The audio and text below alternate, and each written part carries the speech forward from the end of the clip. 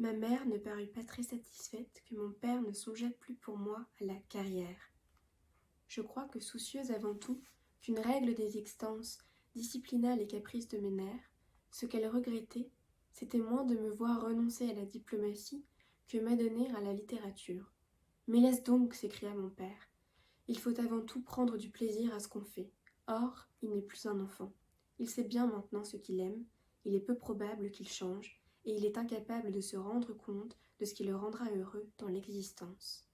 En attendant que grâce à la liberté qu'elle m'octroyait, je fusse ou non heureux dans l'existence, les paroles de mon père me firent ce soir-là bien de la peine. De tout temps, ces gentillesses imprévues m'avaient, quand elles se produisaient, donné une telle envie d'embrasser au-dessus de sa barbe ses joues colorées, que si je ne cédais pas, c'était seulement par peur de lui déplaire.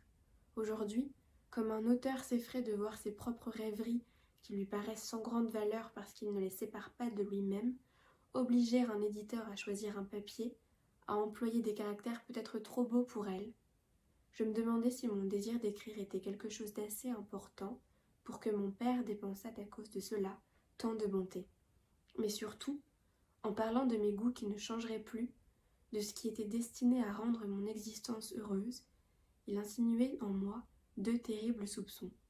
Le premier, c'était que, alors que chaque jour je me considérais comme sur le seuil de ma vie encore intacte et qui ne débuterait que le lendemain matin, mon existence a été déjà commencée. Bien plus que ce qui en allait suivre ne serait pas très différent de ce qui avait précédé. Le second soupçon, qui n'était à vrai dire qu'une autre forme du premier, c'est que je n'étais pas situé en dehors du temps, mais soumis à ses lois, tout comme ces personnages de romans qui, à cause de cela, me jetaient dans une telle tristesse quand je lisais leur vie, à Combray, au fond de ma guérite d'osier. Théoriquement, on sait que la Terre tourne, mais en fait, on ne s'en aperçoit pas. Le sol sur lequel on marche semble ne pas bouger et on vit tranquille. Il en est ainsi du temps dans la vie, et pour rendre sa fuite sensible, les romanciers sont obligés, en accélérant follement les battements de l'aiguille, de faire franchir au lecteur 10, 20, 30 ans en 2 minutes. En haut d'une page, on a quitté un amant plein d'espoir. Au bas de la suivante, on le retrouve octogénaire, accomplissant péniblement dans le préau d'un hospice sa promenade quotidienne, répondant à peine aux paroles qu'on lui adresse, ayant oublié le passé.